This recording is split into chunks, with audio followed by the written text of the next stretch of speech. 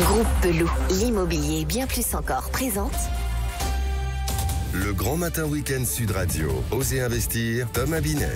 Que faire de votre argent? Comment le placer? Où le placer aujourd'hui? Bonjour Thomas Binet. Bonjour Jean-Marie. Au programme aujourd'hui. Eh bien, on va parler en conseil de la semaine de la fin des extensions de garantie d'assurance perte-vol sans votre consentement.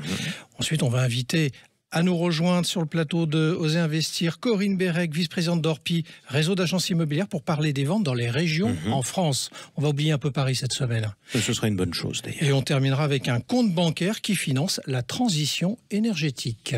Allez, tout de suite, on parle du conseil de la semaine. AFR Financement Parole de Lyon présente Osez investir, le conseil de la semaine. Thomas Binet, votre conseil qui porte cette semaine sur les extensions de garantie, vous le disiez, et les assurances perte ou vol qui sont mises en place sans notre accord. C'est la plupart du temps comme ça. Oui, parce que qui ne s'est pas retrouvé à acheter un ordinateur et avoir la joie en plus d'obtenir une assurance non demandée. Donc, ce qui ressemble fort d'ailleurs à une forme de vente forcée. Alors exactement, comment on peut éviter cette situation? Alors, on peut l'éviter depuis le 1er janvier 2023. Le délai d'abord est porté de 14 à 30 jours à compter du jour du paiement de la première mensualité pour résilier sans avoir pour obligation de justifier d'une garantie d'assurance nouvelle.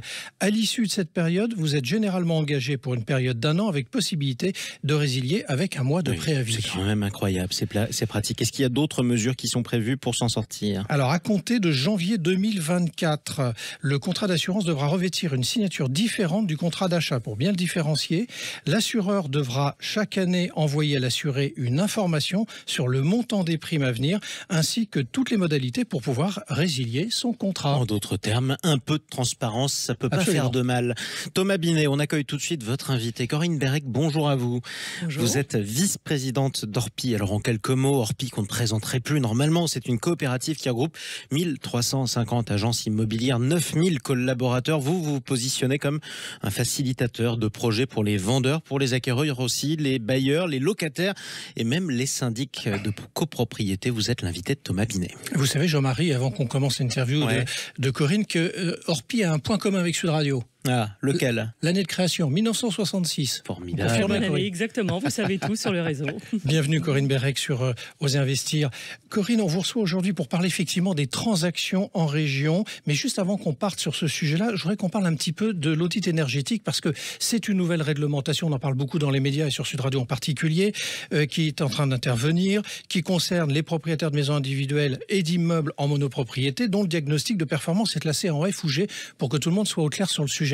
Comment voyez-vous arriver ces réglementations et celle-ci en particulier?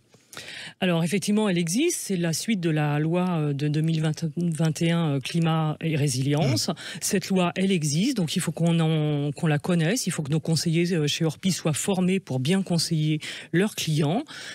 Cette loi, elle vise à améliorer et à conseiller nos clients en fait sur trouver des solutions pour faire des travaux et améliorer leur logement, les accompagner dans leurs aides financières.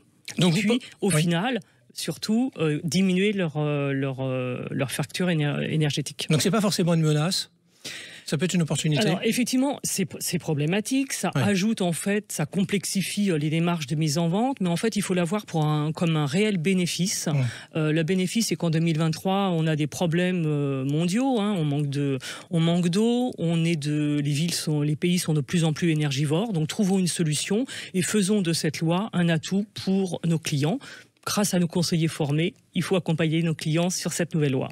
Certains de vos confrères, Corinne Bérec, tablent sur 950 000 ventes sur l'année 2023.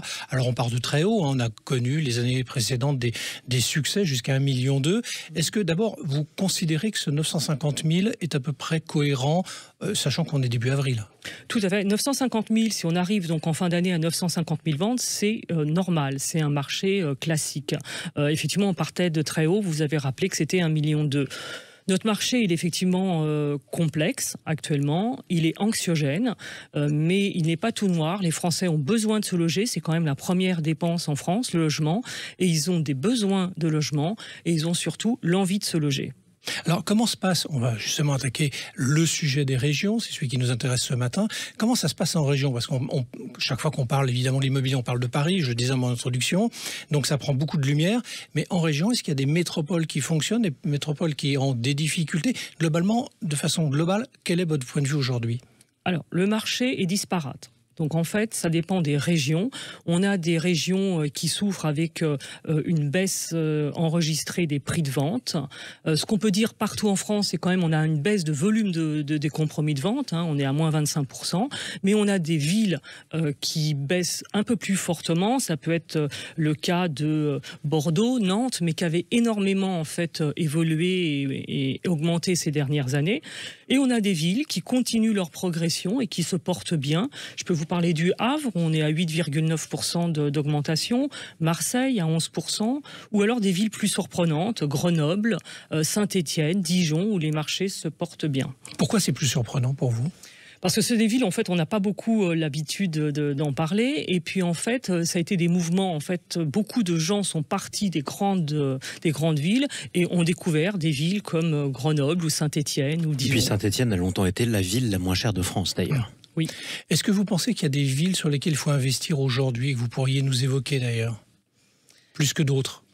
En fait, on n'a pas de ville en fait où il faut investir. En fait, on peut, ça dépend du prix d'acquisition, mais on peut acheter partout en France.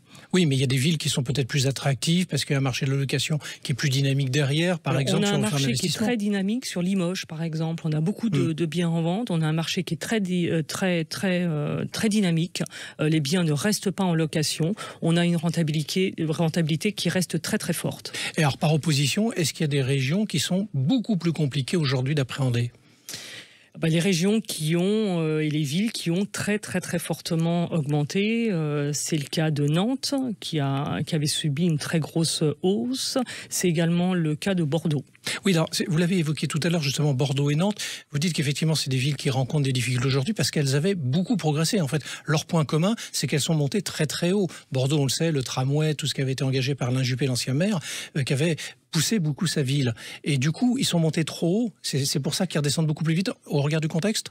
C'est ça. C'est en fait, là, on a un marché en fait où les prix sont très très très hauts. Donc en fait, il faut qu'on régule le marché en fait. Et c'est pour ça que chez Orpi, on a lancé donc un mandat anti-inflation pour dégripper le marché et pour redonner du pouvoir d'achat aux Français. De manière à baisser mécaniquement un petit peu les prix, les agents immobiliers vont également faire partie de cet effort puisque c'est un accord bipartite avec notre vendeur, de manière à baisser les prix et à revenir à dégripper le marché. Eh bien, merci en tout cas d'être intervenu sur Sud Radio. On en reparlera peut-être d'ailleurs de ce mandat anti-inflation concrètement. Merci à vous Corinne Bérec. Je rappelle que vous êtes la vice-présidente d'Orpi. Tout de suite, l'innovation de la semaine sur Sud Radio, toujours avec vous Thomas Binet. Vous allez nous parler d'une éco-banque, on pourrait même dire une écolo-banque. Une banque digitale engagée qui s'appelle Helios. Oui, Helios est une éco-banque qui a été créée en 2020 et qui compte 15 000 clients. C'est un nouveau modèle bancaire dédié au financement de la transition écologique. Qui propose ? Alors, si vous devenez client de chez Helios, il vous sera proposé des comptes courants, des comptes communs, des comptes jeunes et des comptes épargne, comme dans les autres banques d'ailleurs. Alors, qu'est-ce qui les différencie d'une banque classique ? Vous aurez la certitude que votre argent laissé sur vos comptes ne financera pas des entreprises ayant leur activité liée au réchauffement climatique, mais en revanche qui contribuent à la préservation de la planète. Alors, on a d'autres différences ? Alors, le livret d'épargne, par exemple, L'Avenir, à la différence des autres banques, n'est pas rémunéré. Ça peut être surprenant.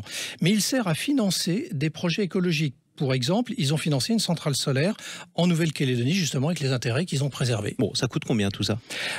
Ça coûte différemment en fonction des comptes. Le compte courant, 6 € par mois. Le compte jeune, 3 € par mois. Le compte commun, 3 € par mois et par personne. L'ensemble de ces comptes sont sans engagement. Et la fameuse carte Visa, parce qu'il y a une carte Visa en bois de cerisier. En bois de cerisier. Absolument, on va aller dans l'écologie jusqu'au bout. 6 € par mois, Jean-Marie. Écoutez, c'est très bien que vous parliez de cerisier. D'ailleurs, on est en plein printemps. Si vous regardez les arbres avec des petites fleurs blanches qui sortent en ce moment, ce sont des cerisiers. Merci beaucoup, Thomas Binet, d'être intervenu sur Sud Radio cette semaine. On vous retrouve dimanche prochain. Merci à nouveau à notre invitée, Corinne Bérec. Osez investir, qu'on peut retrouver toute la semaine sur sudradio.fr, sur notre chaîne YouTube et sur l'ensemble des dispositifs d'Osez investir. Merci, Jean-Marie. Le grand matin week-end Sud Radio. Osez investir, Thomas Binet. Avec Groupe Pelou, l'immobilier et bien plus encore.